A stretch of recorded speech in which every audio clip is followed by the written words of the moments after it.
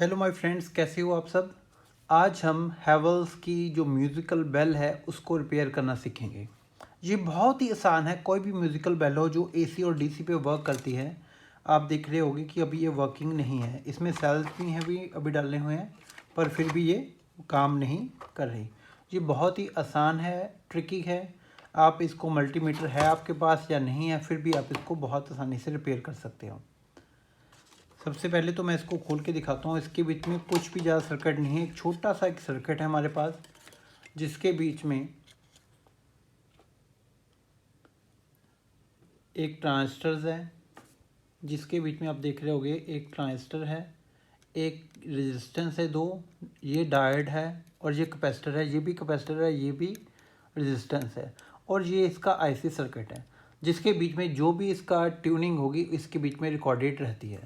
आमतौर पे इस आईसी की ख़राब होने की प्रोबेबिलिटी बहुत ही कम है। और एक ये स्पीकर है। दो आपको मेथड बताऊंगा, एक हिट एंड ट्रायल मेथड, एक प्रॉपरली इसको चेक करने का मेथड। बेसिकली होता क्या है, जब इसको हम कहते हैं डीसी वोल्टेज पे काम करती है। डीसी वोल्टेज में काम करने का मतलब क्या है, जो ये ट्रांजिस्टर है बेसिकली एक स्विच का काम करता है।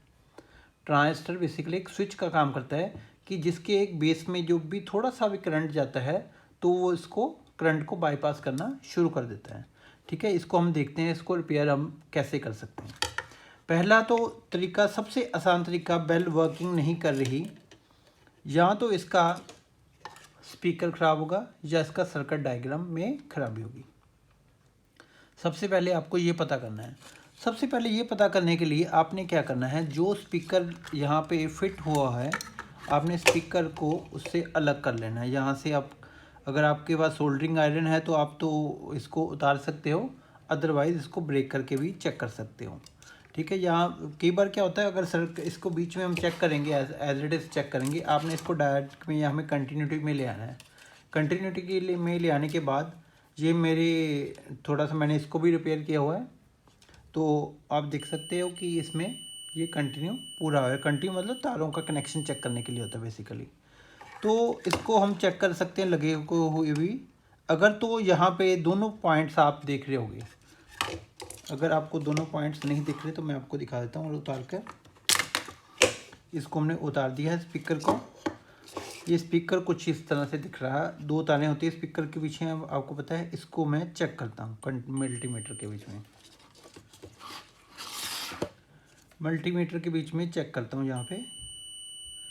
अगर ये तो मल्टीमीटर के बीच में बिल्कुल ज़ीरो आ रहा हो तो ये फिर भी ख़राब होगा। ज़ीरो भी नहीं आना चाहिए, यहाँ पे 5 6 7 8 9 कुछ उसकी एक रेजिस्टेंस आनी चाहिए। अगर ज़ीरो आ रहा है तो फिर ये स्पीकर आपका शॉर्ट है। फिर भी आप इसको उतार के भी चेक कर सकते हो, आइदर आपका स्पीकर सही है या नहीं। अब अभी आपका स्पीकर यहाँ पे वर्किंग फाइन है, क्योंकि 9 एम्पेयर्स का इसकी 9 ओम की इसकी रेजिस्टेंस आ रही है। अब रह गया क्या, ये छोटा सा सर्किट। एक तो आपको पता होना चाहिए, आपको मैं बता देता हूँ, आपके पास जो बेसिकली कंपोनेंट्स हैं इसके बाद इसके बीच में लगे हुए हैं, ये 3 4 कंपोनेंट्स लगे हुए हैं।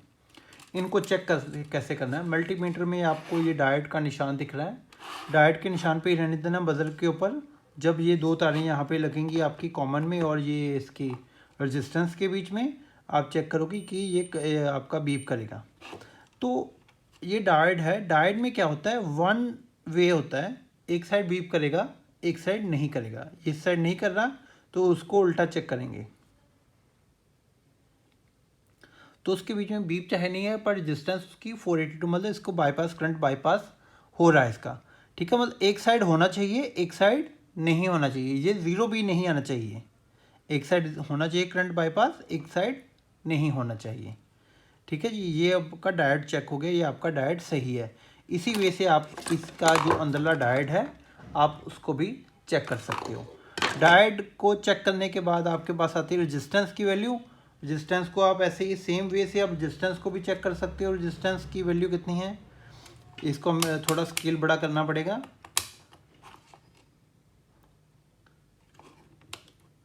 अभी इसका स्केल थोड़ा छोटा है।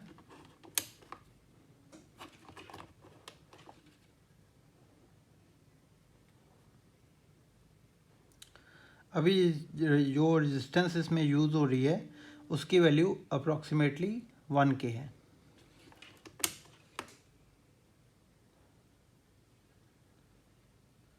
अप्रॉक्सीमेटली 1 और 2 के है, ठीक है।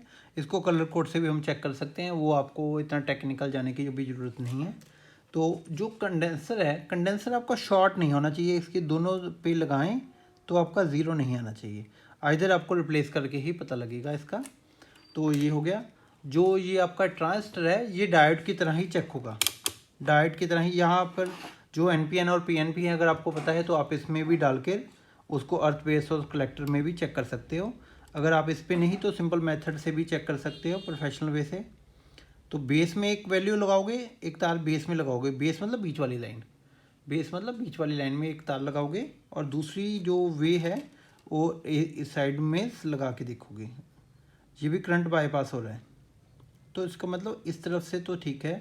तो इसको मैं उल्टा लगा के देखता हूँ कि उल्टा तो नहीं वे हो रहा, तारें बदल दी बेस का पर उल्टा नहीं हो रहा, ठीक है। एक साइड ही होना चाहिए डायोड की तरह, ठीक है। बेस और मीटर में और या कलेक्टर में एक वन साइड ही शो होना चाहिए, ठीक है। तो ये आपको मैंने तीनों टेस्ट बता दिए। ये तो हो गया प्रैक्टिकली। आप अगर आपके पास मल्टीमीटर है तो आपने कैसे काम करना है उसके वे से है। अगर आपके पास मल्टीमीटर नहीं भी है तो आप कैसे कर सकते हो, आप इसको हिट एंड ट्रायल मेथड से भी कर सकते हो। अभी आपने ये 2 तार लगाई हुई हैं, ठीक है। इसको हम चेक करते हैं, तो ये नहीं वर्किंग कर रही, ठीक है। इसको हमें स्पीकर का पता है, स्पीकर अब हमारा ठीक है, या स्पीकर हमारा इसको बिल्कुल कर सकते हैं। IC ख़राब हो बिल्कुल ही कम होगा, ये कंपोनेंट्स ही ख़राब होंगे इसके। तो इस कंपोनेंट में आप देख रहे होगे ये एक सर्किट डायग्राम में एक तार यहाँ से है और एक तार से यहाँ पे, इसकी कंटिन्यूटी यहाँ पे मिलेगी। अगर आपको दिख रहा हो तो ये यहाँ पे डिस्टेंस है इसके पीछे, यहाँ से लेके यहाँ तक ये आपस में जुड़ी हुई हैं तारें। तो मैं 1 बाय 1 इसका करंट फ्लो चेक करता हूँ। ये दोनों तो सेम है आपस में, ठीक है। आप इसको शॉर्ट भी कर दोगे, इतना कोई लॉस नहीं हो सकता क्योंकि ये सेल में ही काम करता है। तो आप इसको फिर आगे चेक करते हैं, इसके ऊपर लगा के ये तो सेम तार है, दूसरी तार से चेक करते हैं कि यहाँ तक तो आ रहा था, है ना, यहाँ तक तो ये नहीं वर्क कर रहा। मैं यहाँ पे अगले में चेक करता हूँ, यहाँ पे बेस में। तो इसका मतलब क्या हुआ, इस पे लगाने के और इसके कारण में इसके बीच में कोई और सर्किट तो नहीं है। ये बिल्कुल सिंपल है, यहाँ पे लेकर यहाँ तक करंट नहीं जा रहा था, सिंपल। अगर मैं यहाँ पर रेजिस्टेंस को चेंज कर दूँ तो मेरा यहाँ पे बात बन जाएगी। लेट अस सपोज यहाँ पर आपकी रेजिस्टेंस ये वाली ख़राब नहीं है तो और कौन सा ख़राब हो सकता है। फिर उसके बाद में यहाँ से आपका करंट आपने ये चेक कर लिया, इसको लगाने पे भी मान लो बेल नहीं चलती, फिर क्या हो सकता है। फिर आप दूसरी साइड का करंट चेक करोगे, इसको शॉर्ट कहाँ से करना है, इस तार को शॉर्ट कहाँ से करना है, ये कहाँ पे जाती है। ये देखो ये डायोड यहाँ पे आ रहा है, इसको हम डायोड को शॉर्ट करके चेक कर सकते हैं, रेजिस्टेंस को शॉर्ट करके चेक कर सकते हैं, इस वे को इससे चेक कर सकते हैं। पर यहाँ पे ये वर्किंग नहीं कर रहे, इसका मतलब ये सारे सही होंगे।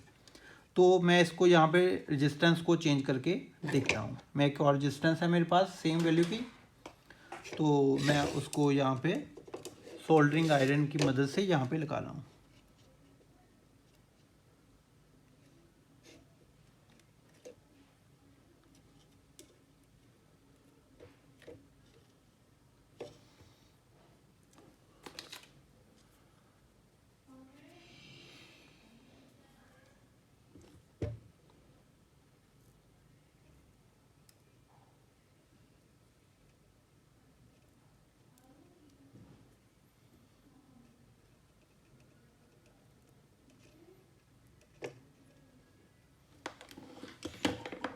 सोल्डरिंग आयरन से तभी काम करें अगर आप इसको काम करना आता है, अदरवाइज इस पर काम नहीं करना आपने। तो ये 2 तारें अभी इसको फिर मैं करके देखता हूँ, तो इसका मतलब मेरी बेल परफेक्टली ठीक हो चुकी है। अब इसको मैं ये पैक कर सकता हूँ, ठीक है। ये बहुत ही आसान तरीका है। अगर आपको ये मेरा वीडियो कुछ भी वैल्यूएबल लगा हो तो प्लीज़ कमेंट जरूर करें और शेयर जरूर करें, और साथ के साथ मेरे चैनल को, नया चैनल है बिल्कुल, इसको लाइक करें, इसको सब्सक्राइब करें। आपका बहुत ही धन्यवाद होगा। Thank you. जल्दी मिलेंगे एक नई वीडियो में, वहाँ पे कुछ ना कुछ नया सीखने को मिलेगा। मैं घर का जो भी सामान है आप ही रिपेयर करता हूँ, आपको भी सिखाऊंगा आपने कैसे रिपेयर करना है। कॉस्ट इसकी कुछ भी नहीं आएगी, जो पुराना सामान बचा हुआ सामान होता है उससे ही हम रिपेयर करते हैं। कोई ये मैं नया नहीं लेके आया था, ये मेरे पास पुराने ही बचे हुए कुछ हैं कंपोनेंट्स, उसकी मदद से